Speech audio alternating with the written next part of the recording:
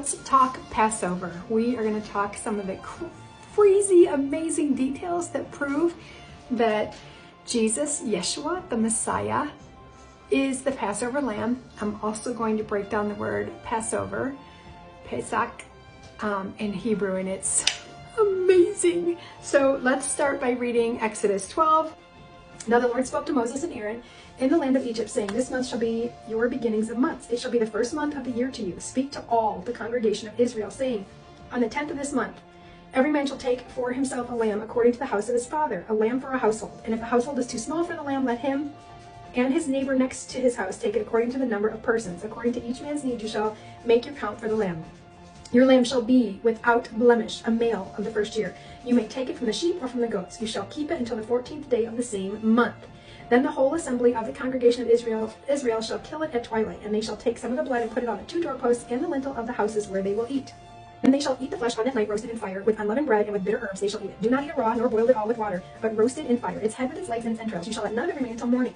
What remains of it till morning you shall burn with fire, and thus you shall eat it with a belt on your waist, your sandals on your feet, and your staff in your hands. So you shall eat it in haste. It is the Lord's Passover. For I will pass through the land of Egypt on that night, and I will strike all the firstborn in the land of Egypt, both man and beast, and against all the gods of Egypt I will execute judgment.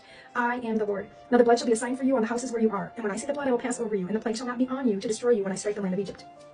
So this day shall be to you a memorial, and you shall keep it as a feast of the Lord throughout your generations. You shall keep it as a feast by an everlasting ordinance. 7 days you shall eat unleavened bread. On the first day you shall remove the leaven from your houses. For whoever eats leavened bread from the first day until the 7th day, that person shall be cut off from Israel. Yikes. On the first day there shall be a holy convocation, and on the 7th day there shall be a holy convocation for you. No manner of work shall be done on them, but that which everyone must eat, that only may be prepared by you. Meaning, you can cook that day the meal that you're supposed to eat together, but no other work. So you shall observe the feast of unleavened bread. For on the same day I will have brought your armies out of the land of Egypt. Therefore you shall observe this day throughout your generations as an everlasting ordinance. In the first month, on the 14th day of the month at evening, you shall eat unleavened bread until the 21st day of the month at evening. For 7 days, no leaven shall be found in your houses, since whoever eats what is leavened, that same person shall be cut off from the congregation of Israel. But if he is a stranger or a native of the land, you shall eat nothing leavened in all your dwellings. You must eat unleavened bread. So the first month starts, the word Abib actually means like beginning to ripen, and they're talking about the barley. They know that the first month starts when the moon goes above the equinox, above the equator, the spring equinox, when the moon goes above the equator and the barley is starting to ripen. They know it's time to look for the new moon, and then the new moon, after those two things start to happen, the new moon is the first day of the new month of the first month of the new year.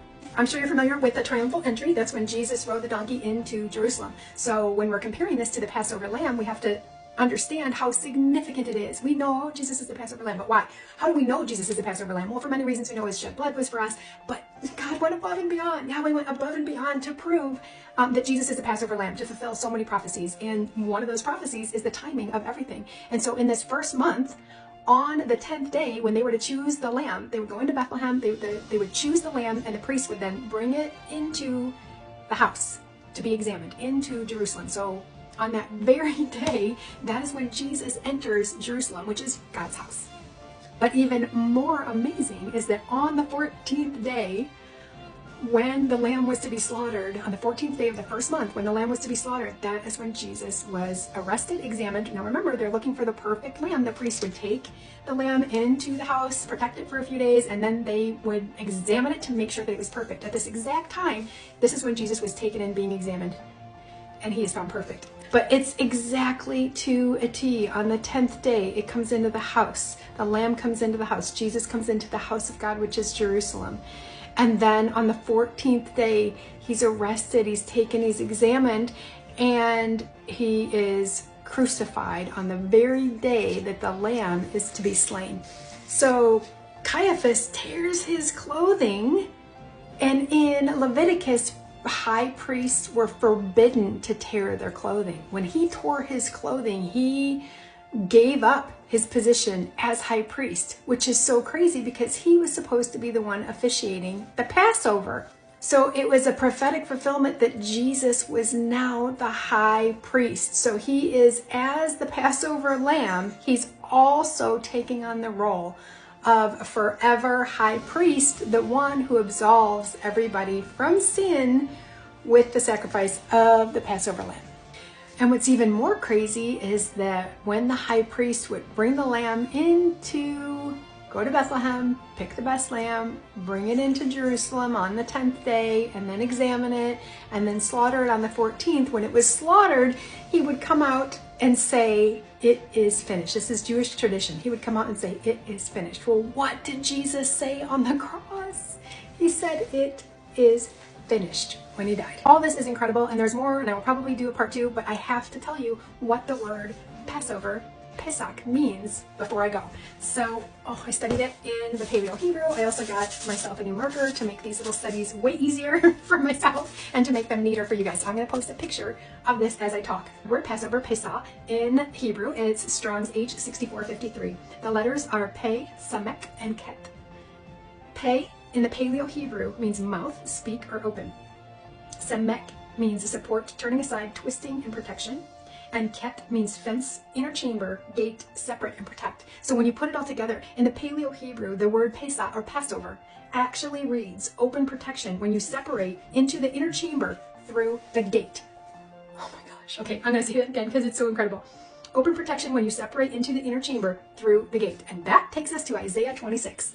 You should read the entire chapter of Isaiah 26. It's a prophetic chapter. It's talking about the end times and all the craziness and the evil that's going on in the world and how Adonai is about to come back and make it all right. I mean, it is for right now. This is right now, okay? So listen to this. Now remember what Passover means, right? It means, remember, think of this as I read this. It means open protection when you separate into the inner chamber through the gate. Oh my goodness. Okay, here we go. Isaiah 26:20. Come, my people, enter your chambers and shut your doors behind you. Hide yourself, as it were, for a little moment until the indignation is past. What is the indignation? That is the wrath of God during the tribulation. For behold, the Lord comes out of his place to punish the inhabitants of the earth for their iniquity.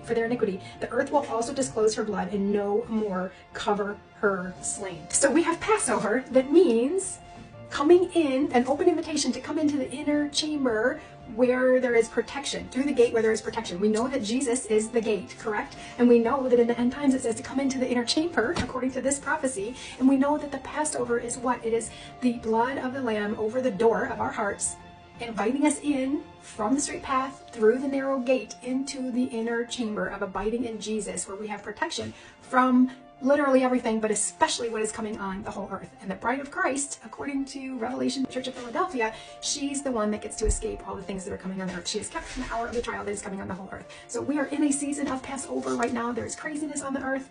I just had a long conversation with my daughter about this, and just the younger generations who I don't know, just all they've known is this chaos.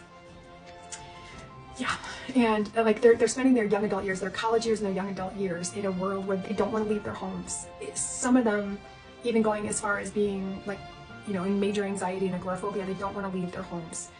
The enemy is attacking in ways that we've never seen before on this earth. The Lord Jesus is coming back. The Passover lamb is coming back soon. But before then, now he may take his bride, I think he's going to.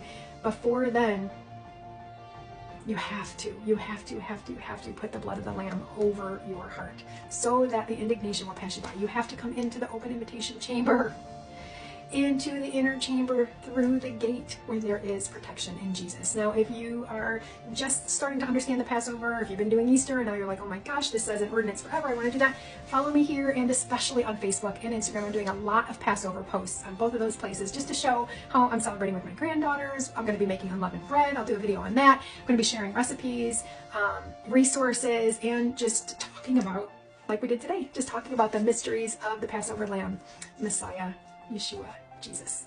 Yay! He's so good. We have a couple of weeks. Now, some people are saying that Passover is this weekend. That is fine. It's just a different way of interpreting the calendar. For me, the calendar that makes the most sense is the Kingdom Preppers calendar. You can find their explanation of it on YouTube, or just Google Kingdom Preppers calendar and it will come up. So that's a calendar I follow, which is why my Passover will start on the 15th, which is the actual 14th day of the first month on Yahweh's calendar. Anyway, that was a lot, but I hope it blessed you. God bless you. See you next time.